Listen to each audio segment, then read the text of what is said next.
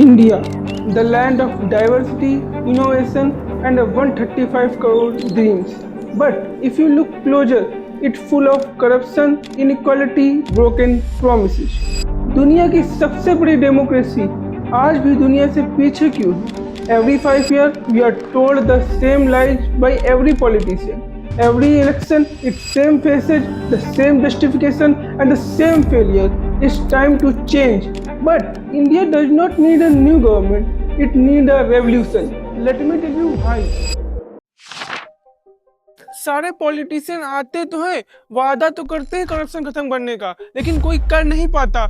आज भी हमारे यहाँ करप्शन उतना ही है जितना पहले था। ट्रांसपेरेंसी इंटरनेशनल ये एक इंटरनेशनल ऑर्गेनाइजेशन है जो कंट्री को उनके करप्शन बेसिस पे उन्हें रैंक करती है। 2004 में जब यूपीए लेड मनमोहन सिंह जी की सरकार थी, तब इस ऑर्गेनाइजेशन ने हमें 2004 में 90 आउट ऑफ 140 कंट्रीज रैंक दी। और इसके बाद हमारे यहाँ की सरकार ने काफी सारे काउंटर मेजर लिए, जिससे हमारे यहाँ की रैंक 70 आउट ऑफ 163 कंट्रीज हो गई। इसके बाद मनमोहन सिंह जी की सरकार के काफी बड़े बड़े नेता घोटाले में सामने आने लगे।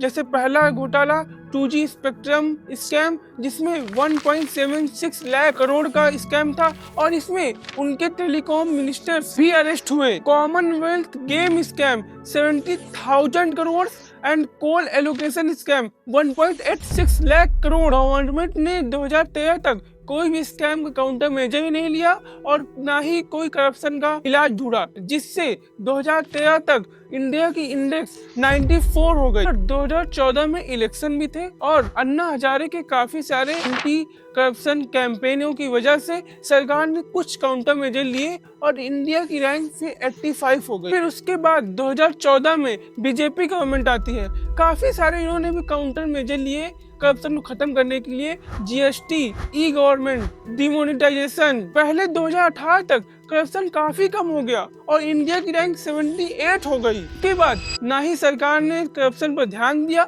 और करप्शन बढ़ता ही चला गया, जिससे 2024 में इसकी रैंक 96 हो गई। चाहे जितनी टेक्नोलॉजी बढ़ जाए, लेकिन हमारे इंडिया का कभी करप्शन खत्म ही नहीं हो सकता, क्योंकि करप्शन खत्म करने के लिए हमें पॉलिटिकल विल की जरूरत है, ना ही टेक्नोलॉजिकल विल की। छोटे देश यूएई, भूटान जैसे देशों में करप्शन खत्म हो रहा है। करप्शन की कंडीशन आप ऐसे पता कर सकते हैं कि हमारे यहाँ दिल्ली में ग्रीन टैक्स कलेक्ट होता है, जो कि टैक्स पेयर की मनी होती है, जिससे पॉल्यूशन को कंट्रोल किया जा सके। लेकिन अभी हाल ही में इन्वायरमेंट एक्टिविस्ट अमित गुप्ता ने आरटीआई डाला और ये पता चला कि हमारे यहाँ 8 साल में जितना ग्रीन टैक्स कलेक्ट हुआ है उसका सिर्फ 1% उसे यूज किया गया है, बाकी 99% पता ही नहीं कहाँ है।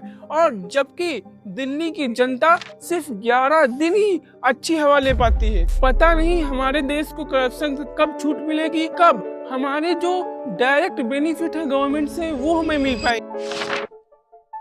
रेवोल्यूशन पॉलिटिक्स और पॉलिटिशियन में, लेकिन हमें इसके लिए पब्लिक में रेवोल्यूशन चाहिए, क्योंकि चाहे जितना अच्छा नेता आ जाए वो कभी परफेक्ट नहीं हो सकता। चाहे अपोजिशन पार्टी लीडर हो, चाहे रूलिंग पार्टी लीडर हो। The world is not black and white, it is shades of grey. जब भी पॉलिटिशियन की बात आती है, पब्लिक तुरंत ब्लैक एंड व्हाइट कैंप्स में डिवाइड हो जाती है। उनका लीडर सबसे अच्छा है, उनका लीडर सबसे बेकार है। कभी कोई लीडर सबसे अच्छा हो ही नहीं सकता।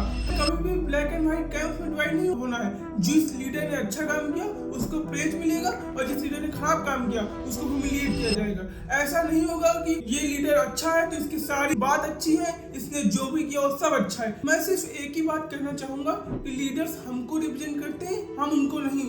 हमारे बारे में सोचेंगे, हम उनके बारे में हरदम नहीं सोचते रहेंगे। उनके व्याख्या करते रहना, उनके लिए 2-2 घंटे अपने दोस्तों से लड़ना, अपना कीमती समय निकाल के उनके लिए घूमना फिरना, उनका प्रचार करना, ऐसा नहीं होगा। अभी जब हमारे कॉमर्स मिनिस्टर पीयूष गोयल साहब ने इतना ज्ञान दिया था एंटरप्रेन्योर्स को कि हमें एआई स्टार्टअप करना चाहिए। We are focused on food delivery apps, turning unemployed youth into cheap labor so the rich can get their meals without moving out of their house. क्या उनको ये पता है कि एआई स्टार्टअप करने में कौन कौन सी डिसएडवांटेज है इंडिया में? क्या उनको ये पता है कि कॉलेज में सिर्फ डिग्री दे रहे हैं, कोई स्किल नहीं? क्या उनको पता है कि क्या क्या हमारे यहाँ डिफिशियंसी है? क्या हमारे वर्कफोर्स में डिफिशियंसी है, क्या हमारे कॉलेज में डिफिशियंसी है, क्या हमारे नेताओं में डिफिशियंसी है? और इतना ही ध्यान देना है तो ये बताओ सरकार ने क्या किया है इसके लिए। और जिस देश से तुम कंपेयर कर रहे हो चाइना से, वहां सरकार हिंदू मुस्लिम करके वोट नहीं लेती है। आज भी हमारे यहाँ बिटकॉइन रिलेटेड कोई लॉज नहीं है, जबकि यूएस उसका रिजर्व बना रहा है। अभी आप समझ लीजिए कि यूएस इतना आगे क्यों है, क्योंकि वो टेक्नोलॉजी में ही आगे है। फ्यूचर बिटकॉइन क्रिप्टो करेंसीज का है, फिएट का नहीं है। वहाँ क्रिप्टो और एआई के रिलेटेड पूरा एक मिनिस्टर है। यहाँ पे कुछ को पता ही नहीं कि क्रिप्टो होता क्या है, क्रिप्टो से होगा क्या। मिनिस्टर को इसमें ध्यान ही नहीं देना है। मिनिस्टर्स को न्यू टेक्नोलॉजी की इतनी कम समझ है कि जो भी नई टेक्नोलॉजी आती है उसे वो इम्प्लीमेंट नहीं कर पाते, जबकि यूएस और चाइना जैसे देशों में ये सबसे पहले होता है। जैसे ही कोई न्यू टेक्नोलॉजी आती है वो उसे तो इम्प्लीमेंट करना शुरू कर देते हैं। ब्लॉकचेन टेक्नोलॉजी से करप्शन को रोक सकते हैं, लेकिन इसके लिए हमें पॉलिटिकल विल की ज्यादा जरूरत है, टेक्नोलॉजिकल विल की कम। हमें इंडिया और इंडियन पॉलिटिक्स में चेंज लाना है तो जो भी पावर में बैठे हैं उनसे चेंज का आशा नहीं कर सकती पार्टी, ना ही रूलिंग पार्टी और ना ही अपोजिशन पार्टी चेंज लाना चाहती है। ये तीनों पॉइंट पे कभी ध्यान ही नहीं देते। हिंदू मुस्लिम करके वोट लेना और उसके बाद आराम से बैठ जाना, ना कोई रेडिकल चेंज लाना, सिर्फ पार्लियामेंट पे बैठ के डिबेट करते रहना। We need new young leaders जिनका विजन करप्शन खत्म करना हो, जिनका विजन टेक्नोलॉजी में आगे बढ़ना हो, जिनका विजन हो कि हम रेडिकल चेंज करके इंडिया में एक नया रेवोल्यूशन ला सके। लीडर्स को सामने आना पड़ेगा और पब्लिक को भी अब बदलना पड़ेगा और वो हिंदू मुस्लिम की वोट बंद की जाए। It's time for revolution. You like this video, please like it and subscribe it. बहुत मोटिवेशन आता है, कर दो भाई लाइक। God bless India. जय हिंद।